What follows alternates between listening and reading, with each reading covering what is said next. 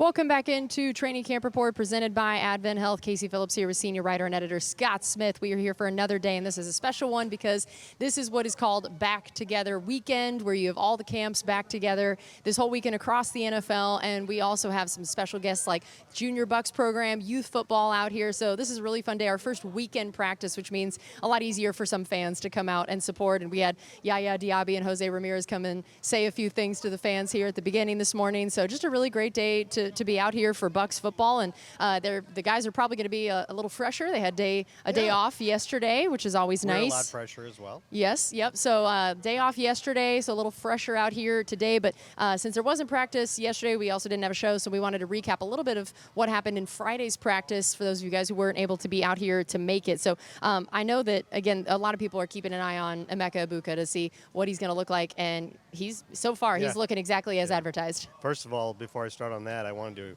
tell you I appreciate the introduction today. You really nailed it. It's like Scott Smith. Scott Smith. Made me feel like excited to be Yes, here. I love that. I don't have a very entertaining name, but you kind of I tried. You kind of made it sound entertaining I there. like it. On the other hand, Emeka Egbuka, what a name that is. Great name. Yeah. Now, I really, we're going to talk about him, and we've talked about him several times already, and we're only, 4 shows in? I don't want anybody to think we are artificially trying to pump up this guy because he's our first-round draft pick.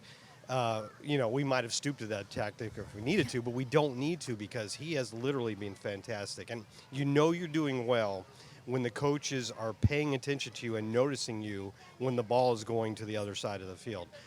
Coach Bowles was talking about how he was just so impressed by Emeka's routes. It doesn't even matter if the ball was going to him or not. He's just such a good route runner. And then after practice also, Tyke Smith was saying he's just so smooth in his route running. So he's made a really good impression so far, and that could be important, especially starting. He's running a lot out of the slot.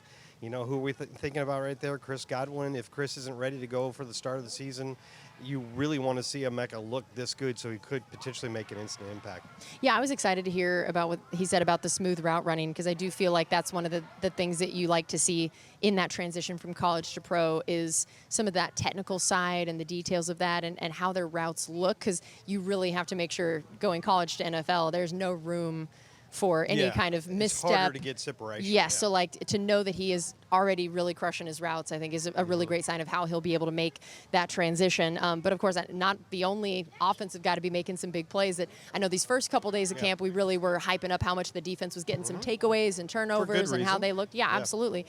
So what did you feel like now? It felt like on Friday's practice, the offense kind of stepped up a little bit and came back a bit. Yeah, and it's always a give and take in training camp. And, sometimes one side starts out a little bit farther ahead than the other side. It did seem like the defense was kind of running things a little bit the first couple of days. But Friday was the first really good day, at least to the naked eye, for the offense. They hit a number of big plays downfield. I know Tez Johnson had a really big catch downfield. Jalen McMillan had a really nice catch down the sideline. Mike Evans had one and nearly made an amazing catch over a guy, his patented, jump ball, but they managed to get it away at the last minute. So that's one of the things we've been wanting to see, of course, because the coaches have been talking about that. In addition to how well this offense created yak last year, they were hoping to add in more of a big play element and have the best of both worlds, really. And you saw that. And the quarterbacks were really pressing it downfield, and that's an interesting point because it was the first day where they did a bunch of call-it periods, and we knew we were going to see some of those days of training camp because you have a first-time play caller. I hesitate to say new offensive coordinator Josh Grizzard because he was already with us and heavily involved in the construction of the offense last year, but he is a first-time play caller on the NFL level, and so, it's a chance for him to get practice. It's practice for him. They've done that with the last 2 offensive coordinators as well, and we saw how that worked out. So it was the first day with a lot of call-it plays, and, of course, it's the quarterback who's making a decision at the moment. But still, the fact that there were shot plays dialed up, I think, says a lot towards the philosophy of what they're trying to get accomplished. And then there was a 2-minute drill basically to end practice. I don't think it was the very last drill, but it was close. And Baker did a really good job of driving the first team offense all the way down, managed to spike the ball with 1 second left on the clock. So they're at about the 8-yard line. They've got one play. and it was really exciting. He extended the play a little bit by moving around the pocket, as he's good at. It's always hard to tell in training camp because they're not actually going to sack him, right?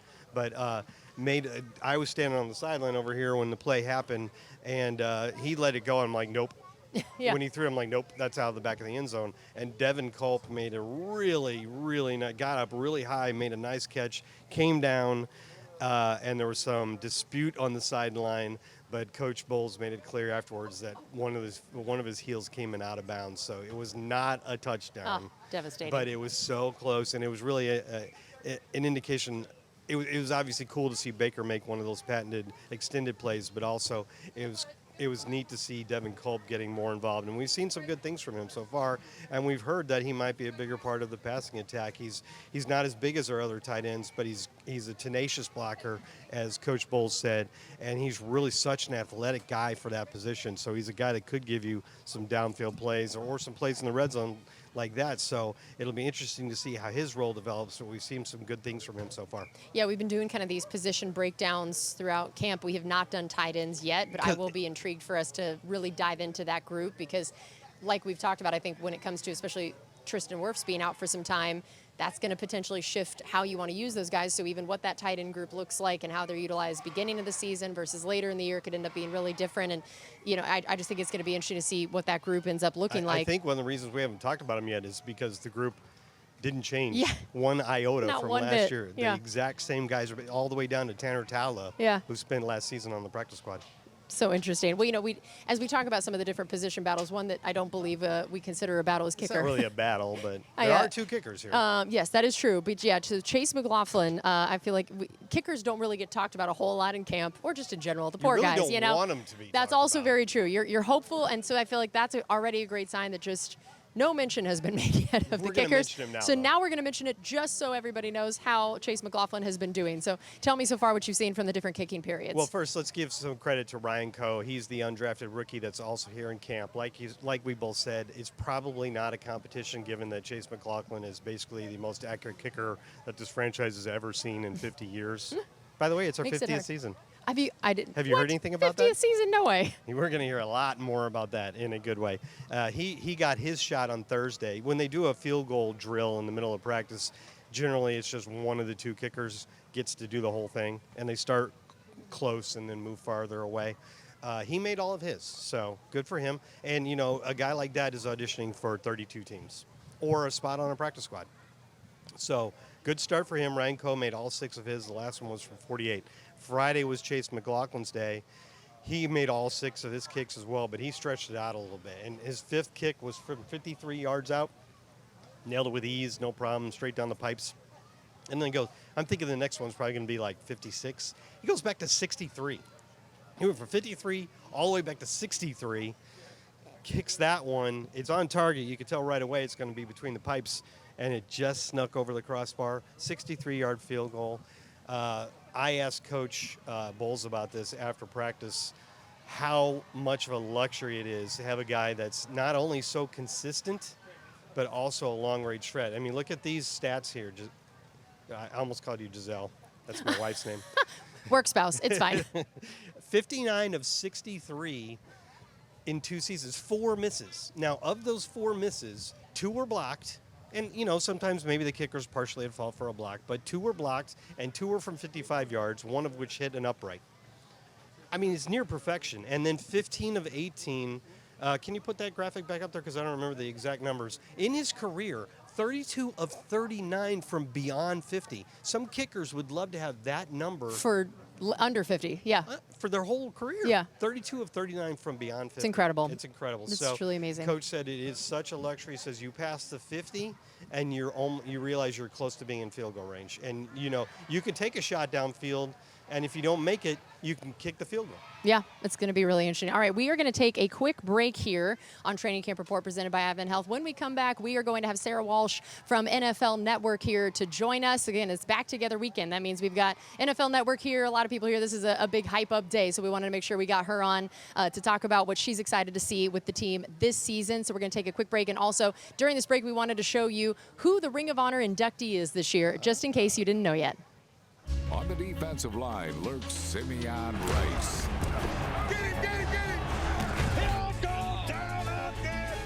He will drop a football. It's in the end zone. Simeon Rice. It's on the ground. It's picked up by the Buccaneers. Simeon Rice knocked the ball away from Vick, who was scrambling, flying over a lineman like Superman.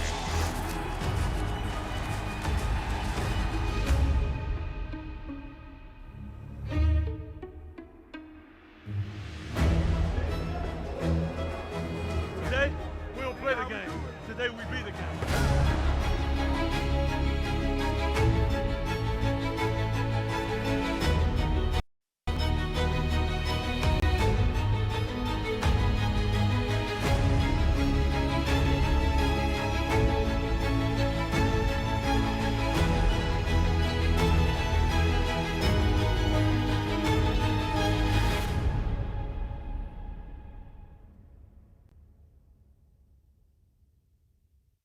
Welcome back into Training Camp Report presented by Advent Health. Casey Phillips here with NFL Network's Sarah Walsh. And Sarah, thanks so much for joining us, and it's so great to see you out here this Sunday. Yeah, we our Back Together weekend started yesterday, and so everyone's been all around the country. I was on GMFB all week and in Tennessee yesterday with the Titans, and so for me, it's so good to be back home here in Tampa. Landed last night and first thing out to Bucs practice. So this will be my first training camp practice for Tampa this season. I love it. And yeah, you are a resident hometown reporter, and you do spend a lot of time with the team throughout the season. And so I want to hear for you, what are the things this season that you're most looking forward to seeing, the storylines that are kind of capturing your eye? I think first and foremost, people are so captivated by Baker and the job that he's done here. And so the fact that he has year after year after year had career years and just put up phenomenal numbers. I was reading our stats and research packet last night, and I didn't realize this, that no quarterback has thrown more touchdowns than Baker over the last 2 seasons, which is incredible. And so, you know, the replacement of the offensive coordinators every year, and it hasn't mattered to this guy, right? He is just he's continued to get people jobs is what he's done. And I'm going to talk to him about that later today. I mean, this is his own fault these offensive coordinators are leaving because he's done such an incredible job. So it'll be interesting and fun to watch his evolvement here in Tampa once again as we're sitting here looking at him on the practice field right now. And the rookie, obviously, Emeka Egbuka, who I know that Baker is really excited about. If Chris Godwin can be back and healthy, I mean, this is, I think, probably underrated, one of the best receiving rooms in the league. I don't think they get enough credit, but when Mike and Chris are healthy, when Jalen McMillan has done what he has done last year towards the end of the year, if he can continue that, and if Emeka is who people think he is, this could be one of the most explosive offenses in the league, and that's exciting. And this was a really good offense a year ago, and they certainly did not get worse. They've only gotten better. And, you know, I know that especially when Tom Brady was here, you got to just kind of be like full-time Bucs reporter. Oh, yeah. Don't you love how that works out? And once he left, it felt like there were some times where the Bucs became a little bit underrated in terms of outside of Tampa Bay or outside of what Bucs fans knew to be true. And now Baker talked about in his press conference how this is a team that is elite. Our standard is elite, and the goals are not just to win another division championship. What have you seen of continuing to cover this team, of why maybe people are sleeping on them a little bit more than they should, and what their potential really could be this season?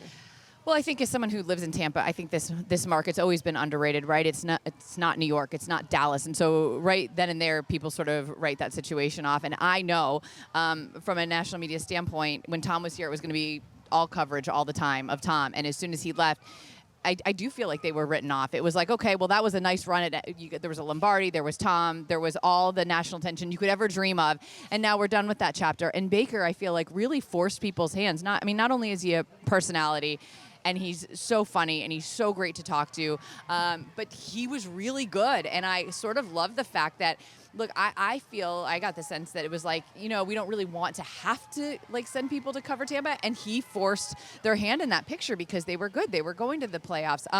Every year, I feel like the narrative, and I've said this repeatedly on TV, every year I feel like the narrative has been like, well, their run is over. And I said this when Carr went to the Saints, everyone was like, oh, the Saints are going to be the front runner now. Like, it's like the Bucs are just not even in the conversation. Like, they don't even take it into consideration. And then when Kirk Cousins went to Atlanta, it was like, oh, look how close Atlanta is to a Super Bowl. Like, this is the one piece that they were missing. And again, it's like, well, wait a minute. Like, the Bucs are the division winners. Yeah. And then people will say, well, they didn't do it by running away with the division. And the Bucs themselves will say that, right? They don't want it to come down to the last, game of the season to figure out if they're in or not. However, consistency matters, and this is the team that someone has to knock them off. But this idea that somebody else should be the front runner, no. Like, this is the team that has owned this division the last couple of years. They are the clear front runner, and I think people are finally realizing, like, we can't just pretend that this team is written off. And so I love that. I love the fact that Baker, has forced everyone's hand on, like, this is a team that is really good. This is an offense that is really good. And I think that first year when he was great, people were like, okay, well, maybe that was a one-year thing. No. Like, he's done it every year, and he's improved every year, and that's awesome. And I know defensively as well that this is a unit that they made some investments in the offseason of one of the only big splash free agent signings was Hassan Reddick, and then you draft several defensive guys after Emeka Ibuka. What do you feel like could be the potential there of where, like Baker and the offense brought a lot of electricity and excitement last season. Now to have that full complete unit for this team, do you feel like this defense has the chance to now also be at that elite level? Well, I think the defense was probably one of the surprises last year, right? Because we're always so used to talking about the fact that this is about Todd Bowles' defense. Even when Todd Bowles wasn't the head coach, I mean, this was Todd Bowles' defense, and the offense just had to do enough. And last year was the first year, and as long as I can ever remember, that it was the offense carrying this team at times, and the defense was the side that needed to, improve and kind of hang with the offense. And I have to believe, given who Todd Bowles is, like, he's not going to allow that to continue. I don't think anybody in the league thinks that he would allow that to continue. He was going to fix things. I think they've tried and to address that through pieces throughout the offseason. I hope Hassan Reddick is another story of a guy coming in here and finding that resurgence. They definitely need that. I do not think, given Todd's background, that we will see the same defense we saw a season ago. And so much of that, and you know this, comes down to health, right? It seems like the last couple of years, especially like when it comes to cornerbacks, at times safety last year at linebacker. I mean, there were times that, like, every team deals with injuries, but it wasn't going down the depth chart like one or two. I mean, it was like 3, 4. I mean, to the point where I would be, if I'm watching these games, I'm like, who's going in next, And so health is a huge, I think Todd Bowles will turn this in the right direction on the defensive side.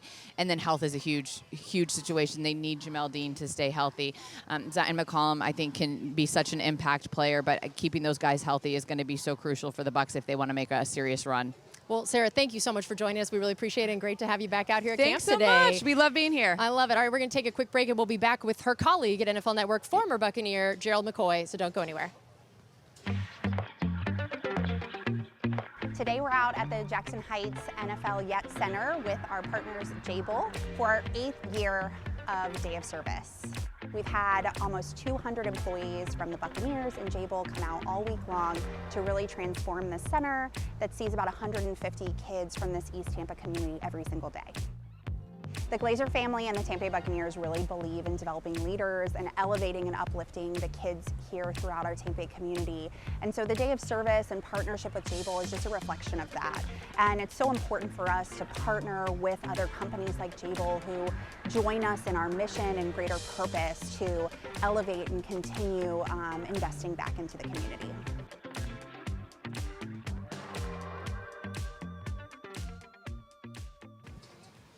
Welcome back into Training Camp Report presented by Advent Health. Casey Phillips here with none other than Buccaneers legend Gerald McCoy. Gerald, great to have you here. It is wonderful to be home. Yes. I love coming home.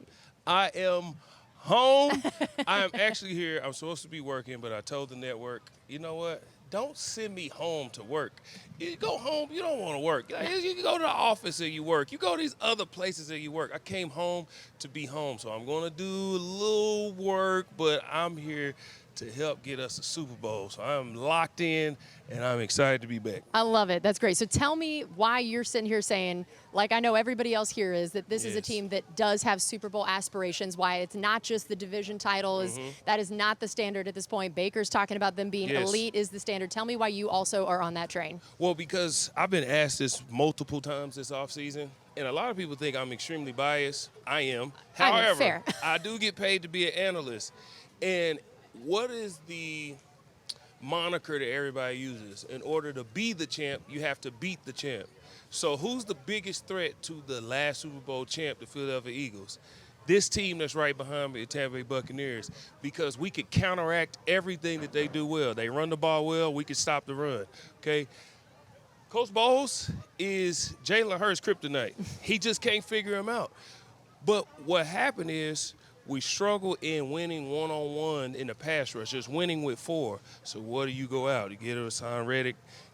I mean, you've seen the numbers that he can put up. You draft guys that can rush the passer, but not only that, we like to blitz. So what do? We went out and got 2-man corners in the draft. We fixed all of the things that may have been a detriment to us, and it's everything that we're going to need. We're going to need guys to man up if we're going to take out Philly or any of these other teams that like to run the ball or got these dynamic wide receivers. We have everything necessary.